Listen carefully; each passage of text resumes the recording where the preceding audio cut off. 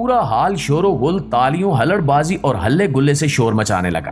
یہ منظر ایسا تھا کہ تمام مسلم امہ کے سر شرم سے جھک جائیں اور وہ ان جاہلانہ اور اخلاقیات سے عاری مسلمانوں کے اعمال پر خون کے آنسو روئیں۔ سعودی عرب ایک ایسی جگہ جہاں ہم سب کے نبی یعنی دونوں جہانوں کے سردار حضرت محمد مصطفیٰ صلی اللہ علیہ وآلہ وسلم کی پیدائش ہوئی، اور وہ جگہ جہاں اللہ تعالیٰ کا گھر یعنی خانہ کعبہ ہے، اس جگہ پر ایک ایسا واقعہ پیش آیا کہ جس کی وجہ سے آج پوری دنیا کے مسلمان خون کے آنسو رو رہے ہیں کہ مطلب جب ایسی جگہوں پر یہ بے حیائی والی حرکتیں ہوں گی تو پھر سوچو کہ باقی مسلمانوں کا کیا حال ہوگا۔ السلام علیکم دوستو، کیسے ہیں آپ سب؟ امید کرتا ہوں آپ سب ٹھیک ٹھاک ہوں گے۔ میرا نام ہے محمد ابراہیم فرام پاکستان، اور آپ نے جو دیکھا ہوا کہ جو ریسنٹ جو ہے مکہ میں مطلب جو ہے وہ طوفان ہے جس کی وجہ سے کئی سارے لوگ جو زخمی ہوئے، کیا آپ کو پتہ ہے کہ وہ کیوں آیا؟ میرے خیال سے تو وہ مطلب اسی لیے آیا کیونکہ اللہ تعالیٰ ہم سے ناراض ہے۔ اب میں ایسا کیوں بول رہا ہوں؟ کیونکہ جو ریسنٹ جو سعودی عرب میں ایک شو کا انعقاد کیا گیا جس میں پوری دنیا کے 200 مطلب جو نامور گلوکار ہیں ان کو مطلب دعوت دی گئی، اور اس ملک یعنی اس جگہ جہاں ہمارے پیارے نبی صلی اللہ علیہ وسلم کی پیدائش ہوئی،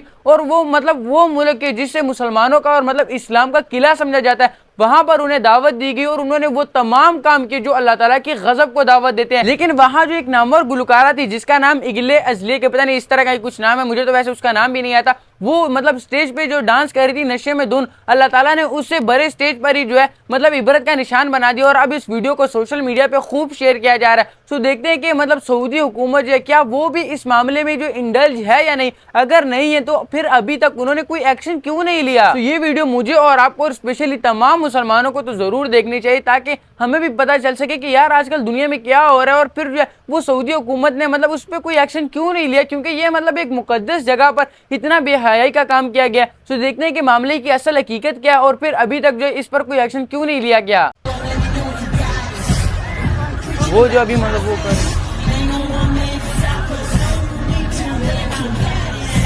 السلام علیکم دوستو، میں ہوں ماجد ملک اور ڈسکور دی ورلڈ میں آپ سب کو خوش آمدید۔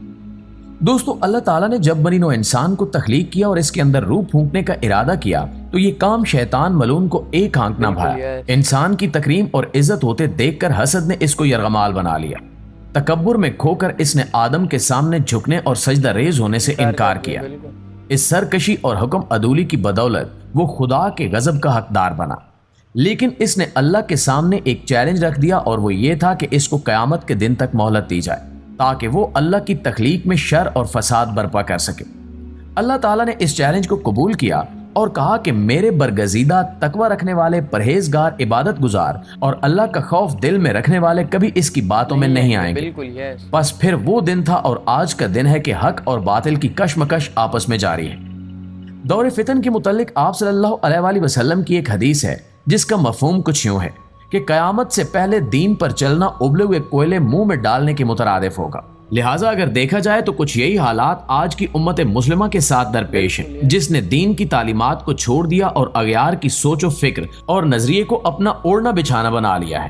اپنی روح کی تسکین اور دنیاوی فوائد کی متلاشی آج کی مسلم امہ شیطانی قوتوں کے شکنجے میں ہے اور اپنے اسلاف کی اسلام کے غلبے اور ترویج کی خاطر دی گئی قربانیوں کو بھلا بیٹھی ہے۔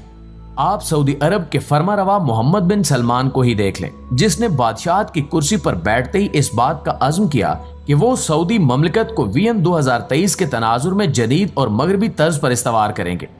اس مقصد کو عملی جامہ پہنانے کے لیے انہوں نے اسلامی تعلیمات اور طرز عمل کو پس پش ڈال دیا اور دنیا بھر سے مشہور موسیقاروں اور فلم ستاروں کو دعوت دینا شروع کر دی۔ لہٰذا ان نامور سیلیبریٹیز نے بھی موقع کا فائدہ اٹھاتے ہوئے اس توحید کے مرکز یعنی سعودی حکومت کی سرپرستی میں اپنے منعقد ہونے والے کنسرٹس میں غیر اخلاقی، غیر اسلامی اور غیر شرعی حرکات و سکنات سے سعودی عوام کو محظوظ کرنا شروع کر دیا۔ یقین کیجئے کہ اگر ابلیس ملعون بھی ان حرکات کو اپنی آنکھوں سے دیکھ لے تو شرما جائے۔ اللہ تعالیٰ سورہ انعام میں فرماتا ہے، اور بے حیائی کے جتنے طریقے ہیں ان کے پاس مت جاؤ، خواہ وہ اعلانیہ ہوں یا پوشیدہ۔ لیکن قرآن کی تعلیمات سے غافل سعودی حکومت دین کو مکمل طور پر بھلا بیٹھی ہے۔ ناظرین، اس کنسرٹ میں اسلامی اشعار سے انحراف کی حد یہاں تک پہنچ گئی کہ جب ایک بدنام زمانہ سنگر اگلی ازلیہ نشے میں دھت گھٹیا ڈانس کر رہی تھی تو اس عمل میں اس کا پاجامہ پھٹ گیا، لیکن پورا حال شور و غل، تالیوں، ہلڑ بازی اور ہلے گلے سے شور مچانے لگا۔ یہ منظر ایسا تھا کہ تمام مسلم امہ کے سر شرم سے جھک جائیں اور وہ ان جاہلانہ اور اخلاقیات سے عاری مسلمانوں کے اعمال پر خون کے آنسو روئیں۔ اگلی ازلیہ کے کپڑے پھٹنے سے کنسرٹ تو بعد میں رک گیا، مگر سعودی عوام کا غفلت کی گھاٹیوں میں جانا نہیں رکا۔ آل عمران میں اللہ تعالیٰ مخاطب کرتے ہوئے فرماتا ہے کہ اب دنیا میں وہ بہترین گروہ تم ہو جسے انسانوں کی ہدایت اور اصلاح کے لیے میدان میں لایا گیا ہے۔ تم نیکی کا حکم دیتے ہو، بدی سے روکتے ہو اور اللہ پر ایمان رکھتے ہو۔ اور ایک جگہ اللہ کے رسول کی حدیث ہے کہ تم میں سے جو شخص برائی دیکھے وہ اسے اپنے ہاتھ سے بدل دے، اگر وہ اس کی طاقت نہیں رکھتا تو پھر اپنی زبان سے بدلے، اگر وہ اس کی طاقت بھی نہیں رکھتا تو پھر اسے اپنے دل میں برا جانے، اور یہ ایمان کا کم تر درجہ ہے۔ مگر اس کنسرٹ میں موجود کسی بھی مسلمان کا ان گستاخانہ افعال پہ خاموشی سادنا اس بات کی طرف اشارہ کرتا ہے کہ ہماری غیرت ختم ہوتی جا رہی ہے۔ کوئی بھی شخص اگر ہمارے مذہب کی تعلیمات کی دھجیاں اڑائے تو ہمارے کانوں پر جوں تک نہیں رینگتی۔ یہ نہ صرف ہمارے لیے لمحہ فکریہ ہے بلکہ ہمارے زوال اور فکری غلامی کی نشانی ہے۔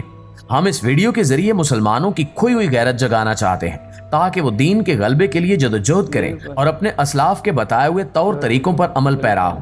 ہماری اللہ سے دعا ہے کہ ہمیں اس کے دین پر عمل پیرا ہونے کی قوت عطا فرما اور کفار کے طور طریقوں سے کنارہ کشی اختیار کرنے کی طاقت عطا فرما، اور ان لوگوں کے راستے پر لگا جن پر اللہ کی نعمتیں نازل ہوں، اور ان لوگوں کے راستے پر چلنے سے بچا جو اللہ کے غضب سے دوچار ہوئے۔ یس بالکل آمین۔ یار دیکھو یہی تو وجہ ہے کہ مطلب ایک بیماری ختم نہیں ہوتی، مطلب ایک عذاب جو وہ ختم نہیں ہوتا دوسرا آ جاتا ہے۔ یہ کیوں ہوتا ہے؟ کیونکہ ہم نے اپنے اللہ تعالیٰ کو مطلب بھلا دیا اور ہر وہ کام کرنے لگ پڑے کہ جو مطلب اللہ تعالیٰ کے غضب کو دعوت دیتے ہیں۔ اور اس جگہ جہاں ہمارے پیارے نبی صلی اللہ علیہ وسلم کی پیدائش ہوئی اور وہ جگہ جہاں اللہ تعالیٰ کا گھر یعنی خانہ کعبہ ہے، وہاں پر لوگ ایسی حرکتیں کریں گے تو پھر اللہ تعالیٰ ہم سے ناراض نہ ہو تو پھر اور کیا ہوگا؟ اور انہوں نے کہا کہ جو قرآن پاک میں لکھا گیا کہ ہم جو امت ہے وہ مطلب نیک کام کی دعوت دیتے اور برے کام سے روکتے ہیں، تو مطلب کیا وہ ہم ہی ہیں؟ مطلب ہم تو خود ہی برے کاموں میں ڈل جائے تو دوسرے کو تو چھوڑ ہی دیں۔ مطلب جب ہم خود ہی دین اسلام پر عمل نہیں کریں گے، وہ تمام کام کریں گے جو اللہ تعالیٰ کی ناراضی کا سبب بنتے ہیں، مطلب دین اسلام پر عمل ہی نہیں کریں گے، تو پھر ہم دوسروں کو کیا دعوت دیں؟ دوسروں کو کیا کہیں کہ آپ جو اسلام پر عمل کریں؟